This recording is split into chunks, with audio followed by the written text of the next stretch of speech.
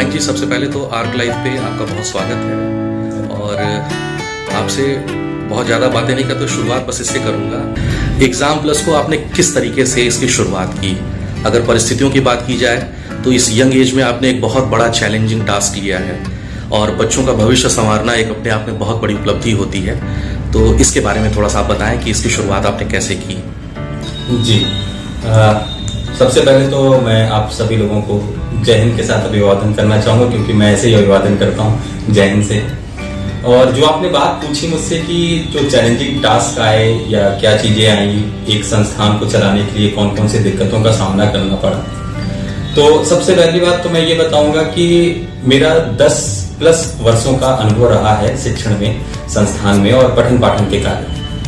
जो सबसे बड़ा चैलेंज हमारे लिए आया था, वो चैलेंज सबके सामने, जो हमारी टीम के सामने था, वो ये था कि इस संस्थान की शुरुआत कहाँ से की जाए। क्योंकि अक्सर जब हम प्रॉफिट मेकिंग माइंड से चलते हैं तो हमारा दिमाग ये कहता है कि ऐसी जगह चला जाए जहां बच्चों की भीड़ आती है, जहां ढेर सारी संस्थाएं हों, जहां से हमें बच्चों के लिए ज्यादा दौड़ना ना पड़े, बच्चे खुद ब खुद हमारे पास आ जाए। लेकिन ये मोटो तो सिर्फ और सिर्फ हमारा रह जाता फिर मनी माइंडेड और सिर्फ प्रॉफिट मेकिंग रह जाते हैं हम। लेकिन हमारे साथ कुछ सामाजिक जिम्मेदारियां भी हैं जिसका निर्वहन भी हम ही लोग को करना है। और अगर हमारे और आपके जैसे लोग आगे आके इस चीज को नहीं करेंगे तो फिर जिस देश की हम लोग परिकल्पना करते हैं वो देश कभी साकार हो नहीं पाएगा। तो इसीलिए जो हम लोगों ने निर्णय लिया कि चलो थोड़ा सा रिस्क उठाते हैं और हम लोग चलते हैं ग्रामीण क्षेत्र में। तो इसीलिए जहां पे आज हम और आप बैठे हुए हैं, जो संस्थान की अपनी इस ग्रामीण इलाके में काजी सराय चौराहे पे एयरपोर्ट रोड वाराणसी में जो ब्रांच है हेल्थ सिटी हॉस्पिटल के बगल में,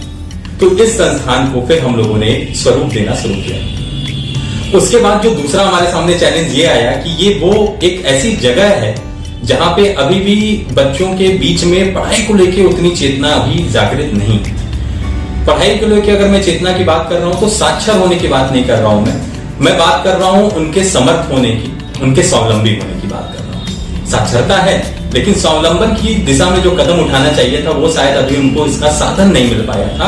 और यहां से बच्चों को बहुत दूर तक भोजूवीर या आप यूं कहें सिगरा, लंका, जो यहां से करीब 10, 15, 20 किलोमीटर तक की दूरी है, वहां तक जाना पड़ता था उस शिक्षा को पाने के लिए, जिससे वो प्रतियोगी परीक्षाओं की तैयारी कर सके और अपने सरकारी नौकरी में आने के सपने को साकार कर सके। तो इसमें एक बार के लड़कों के लिए तो चल जाता था कि लड़कों को परमिशन मिल जाती थी, लेकिन लड़कियों के लिए बड़ी दिक्कत हो जाती थी क्योंकि उतना दूर भेजना।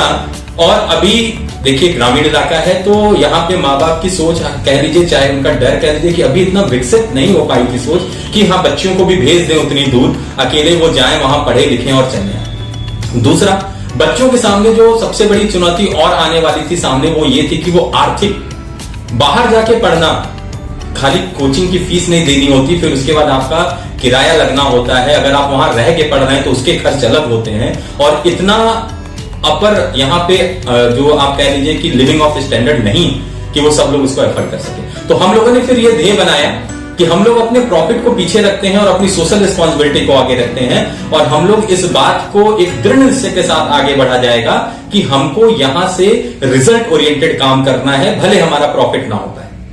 हमें यहां से प्रॉफिट जो बनाना है वो मनी के टर्म में नहीं बनाना है, वो सिलेक्शन के टर्म में बनाना है। बच्चों को सेलेक्ट कराना है, वही हमारा प्रॉफिट होगा कि जितने ज्यादा बच्चे हमारे संस्थान से सेलेक्ट होंगे वही हमारा प्रॉफिट है, वही हमारा एसेट रहेगा। उसी को लेके हम संतुष्ट रहेंगे और उसी से सारी चीजें हमारी चलेंगी। और इसमें सहयोग हमारे साथ जितने भी प्राध्यापक हैं जो यहाँ पे पढ़ाने के लिए आते हैं उनका भी बड़ा सहयोग है। सारे लोग इस बात को जानते हैं कि हम लोग यहाँ पे एक सोशल कॉज के लिए बेसिकली जुड़े हुए हैं, तो उसको कर रहे हैं। और मैं आपके चैनल से, अभी तक मैंने इस चीज को सार्वजनिक नहीं किया है, लेकिन आपके चैनल से आज मैं पहली बार इस बात को सार्वजनिक रूप से कहना चाहता हूँ। अभी तक मैं सिर्फ बच्चों के रिकमेंडेशन पे इस बात को कहता था, लेकिन आपके चैनल के माध्यम से आज मैं इसको सार्वजनिक करना चाहता हूं कि मैं अपने हर बैच में 20% जो सीट है वो आरक्षित रखता हूं, जो ऐसे बच्चे हैं जो आर्थिक रूप से अक्षम हैं और जिनके पढ़ाई के बीच में पैसा आता है। तो उनके पढ़ाई के बीच में पैसा ना आए तो मेरे हर बैच में मैं 20% ऐसे सीट रिजर्व रखता हूं उन बच्चों के लिए।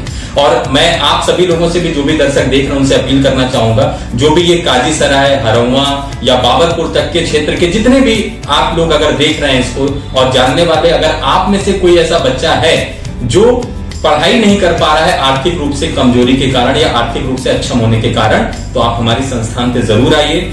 मैं पता आपको एक बार फिर से बता दे रहा हूँ, काजीसराय चौराहे पे हेल्थ सिटी हॉस्पिटल के बगल में एयरपोर्ट रोड वाराणसी। और जरूर आप आइए, आपके सपने को साकार हम लोग मिलके करेंगे। हमारी भी मेहनत रहेगी और आपकी भी मेहनत रहेगी, हम लोग जरूर इस कार्य को किया जाएगा। और इसी उम्मीद और इसी आशा के साथ हम लोगों ने इस क्षेत्र को चुना है, और बजरंगबली की अगर कृपा रही तो सफलता भी जरूर हाथ लगेगी।